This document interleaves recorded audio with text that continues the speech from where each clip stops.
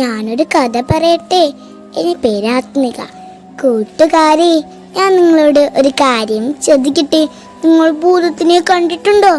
ചോര കണ്ണും വലിയ കോമ്പലും തൂങ്ങിയാടുന്ന ചെവിയുമുള്ള ഭൂതത്തിനെ, മനുഷ്യരെ കൊന്നു തിന്നുന്ന ഭൂതത്തിനെ.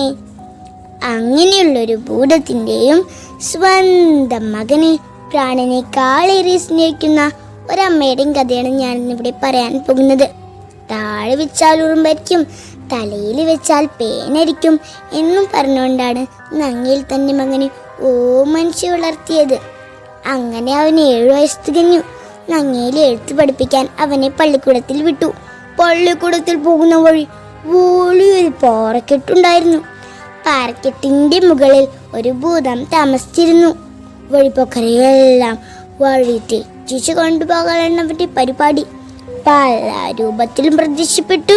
വഴിപോക്കരോട് അവൻ പലതും ആവശ്യപ്പെടും. പെട്ടെന്ന് തന്നെ അപ്രത്യക്ഷമാകുകയും ചെയ്യും. അപ്പോഴാണ് പച്ചയ്ക്ക് പെറ്റ വിവരം ആളുകൾ അറിയുന്നത്. ഒരിക്കൽ ഒരു നമ്പൂതിരി മുഷ്ടാന ഭോജനം കഴിഞ്ഞു വരികയായിരുന്നു. അപ്പോൾ അതാ പൂമരച്ചവിട്ടിന് താഴെ ഒരു സുന്ദരിയായ സ്ത്രീ നിൽക്കുന്നു. നമ്പൂതിരിക്ക് സന്തോഷമായി. കുശലാന്വേഷണം നടത്തിക്കൊണ്ട് ആ സുന്ദരിയായ സ്ത്രീയോടൊപ്പം നമ്പൂതിരി മലമുകളിലേക്ക് പോയി. അങ്ങനെ പോയ നമ്പൂതിരിയെ പിന്നെ ആരും കണ്ടിട്ടില്ല. ആ ഇടയ്ക്കാണ് നങ്ങേലിയുടെ തങ്കക്കുടം പോലെയുള്ള കുഞ്ഞ് എടുത്തു പഠിക്കാൻ പോകുന്നത്. നങ്ങേലിയുടെ തങ്കക്കുടം പോലെയുള്ള കുഞ്ഞിനെ കണ്ടപ്പോൾ ഭൂതത്തിന് രക്ഷ. ഈ കുഞ്ഞിനെ തനിക്ക് വളർത്തിയാലെന്ത്? ഭൂതം ഒരു പെൺകിടാവിൻ്റെ വേഷത്തിൽ പ്രത്യക്ഷപ്പെട്ട് ഉണ്ണിയെ കൊണ്ടുപോയി.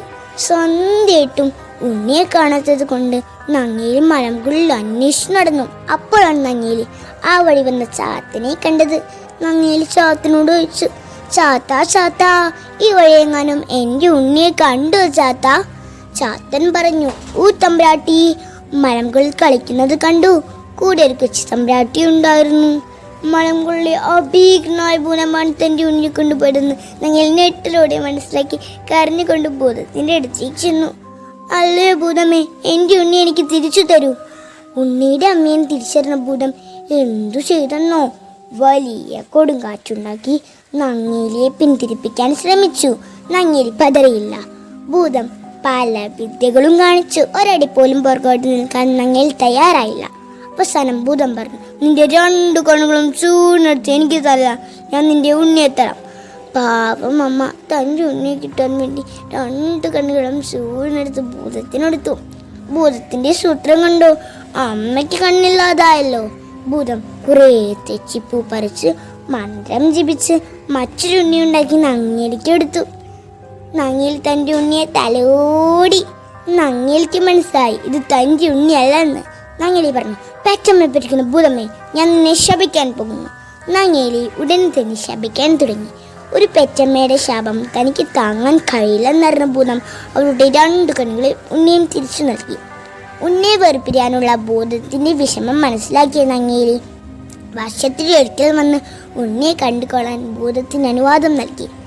പ്രിയമുള്ളവരെ, ഈ കഥയുടെ അവസാനിക്കുകയാണ്. നമ്മുടെ അമ്മമാർ നമ്മളെ തല്ലുകയും ശകാരിക്കുകയും ചെയ്യും. അതൊക്കെ നമ്മുടെ നന്മയ്ക്ക് വേണ്ടിയാണ്. അമ്മയുടെ സ്നേഹം മക്കൾക്കില്ലെങ്കിൽ ആച്ചിരി വെള്ളം മേലോട്ടി എന്നല്ലേ. നന്ദി.